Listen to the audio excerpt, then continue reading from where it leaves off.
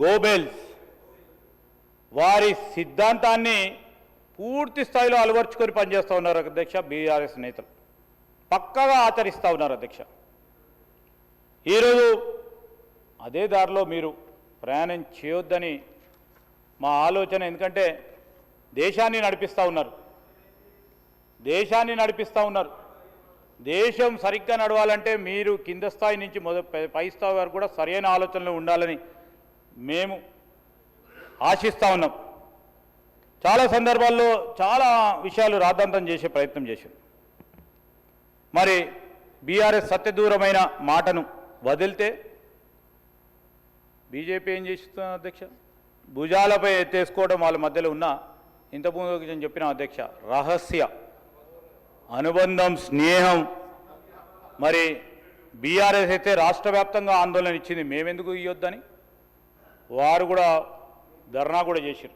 సరే చేయండి, కాదంటలేము, అది మీకు ఇచ్చిన స్వేచ్ఛ, మీకు ఇచ్చిన రైట్. అదేవిధంగా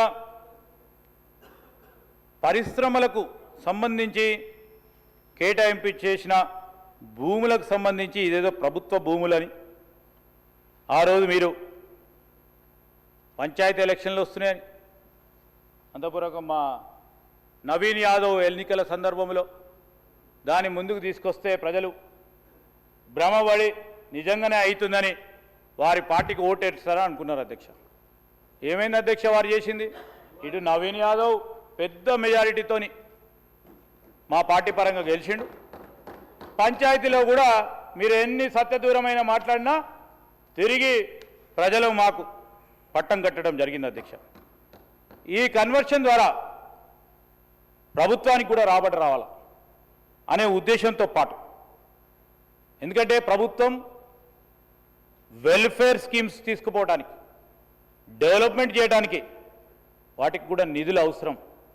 గత ప్రభుత్వం చేసిన తప్పిదాల వలన ఆర్థికపరమైన ఇబ్బందులు ఏ విధంగా ఎదుర్కొంటారో అనేక సందర్భాల్లో ఇక్కడ ఉన్న ముఖ్యమంత్రి గారు కానీ, ఫైనాన్స్ మినిస్టర్గా ఉన్న డిప్యూటీ చీఫ్ మినిస్టర్ గారు కూడా చెప్పడం జరిగింది. ఆ రోజు నేను చెప్తా ఉన్నాం, పరిశ్రమ భూముల అధ్యక్ష, నేను మళ్ళా వారు చెప్పినప్పుడు చెప్తాము, హాస్పిటల్స్కి, స్కూల్స్కి ఈ పరిశ్రమ భూములు కేటాయింపు చేస్తే నేను మిమ్మల్ని అడుగుతా ఉన్నాను అధ్యక్ష, అప్పుడు ఎందుకు పరిశ్రమల భూములు హోటల్స్కి, హాస్పిటల్స్కి కేవలం 1 సింగిల్ స్ట్రోక్ ద్వారా ఇస్తే మాట్లాడలేదు అధ్యక్ష. ఇప్పుడు అసలు ఏమి జరగనే లేదు, నిందలేసి ఈ విధంగా చేసే ప్రయత్నం చేస్తూ ఉన్నారు అధ్యక్ష. ఈరోజు నేను ఈ సందర్భంలో ఈ మంత్రివర్గ ఉపసంఘానికి సంబంధించి మేము రాబోయే కాలంలో ఈ పాలసీ ట్రాన్స్పరెంట్గా, పారదర్శకంగా భూ వినియోగ మార్పిడికి సంబంధించి మేము పెట్టే rules, I'm standing and putting this view point before you honourable speaker sir, it will be the very very very transparent policy అధ్యక్ష. ఏ పాలసీ, ఎవరు ఆ పాలసీ ప్రకారం అప్లికేషన్ పెట్టుకున్నా పారదర్శకంగా ఉండే ప్రక్రియను చేపడతాం. ఈరోజు మరి మేమల్లే అధ్యక్ష,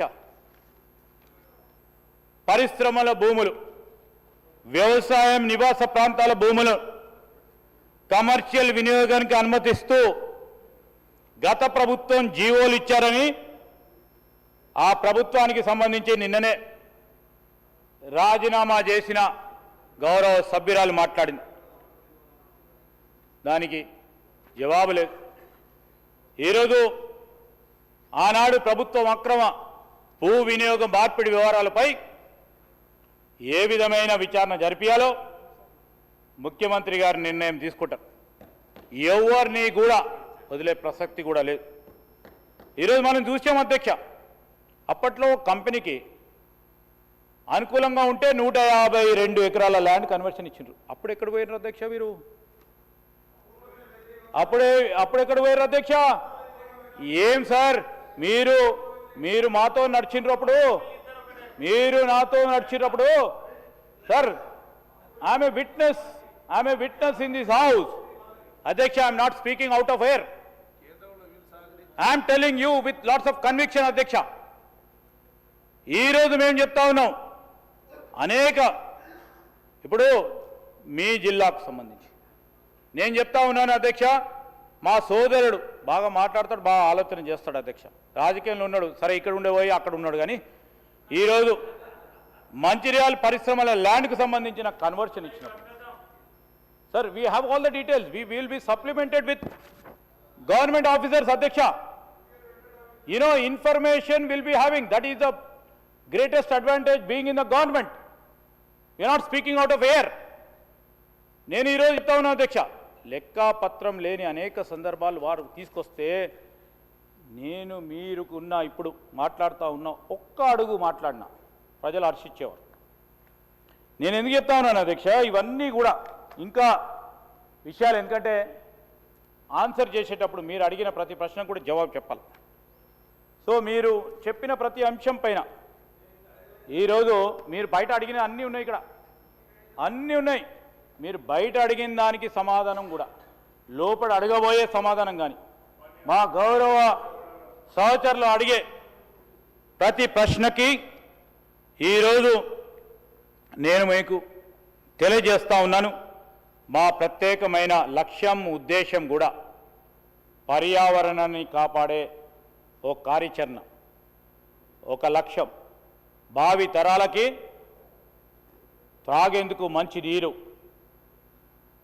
అదేవిధంగా పీల్చడానికి మంచి గాలి, పరిసరాల ప్రాంతానికి ఆరోగ్యవంతమైన వారి భద్రతతో కూడుకున్న వారి జీవితాన్ని ఒక లెగసీగా ఇవ్వాలనే ఒక ఆలోచన దృక్పథమే ఈ హిల్ట్ పాలసీకి నాంది అని మీ ద్వారా గౌరవ సభ్యులకు తెలియజేస్తూ మరి సెలవు తీసుకుంటున్నాను అధ్యక్ష.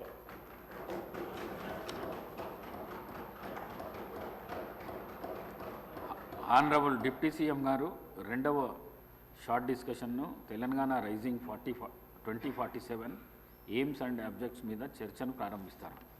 Like to tell sir, because sir నేను గౌరవ సభ్యులకు తెలియజేస్తా ఉన్నాను, బికాజ్ ఈ health policy is a step towards making this Telangana rising 2047 రెండు క్లబ్ చేసి ఈరోజు పెట్టాలనే అంశం పైన మీరు ఇచ్చే సూచనలు సలహాలు కూడా తీసుకుంటాం అధ్యక్ష. మీరు చెప్పే ప్రతి విమర్శను కూడా మేము సానుకూలంగా స్వీకరిస్తాం, if it is a positive and constructive criticism.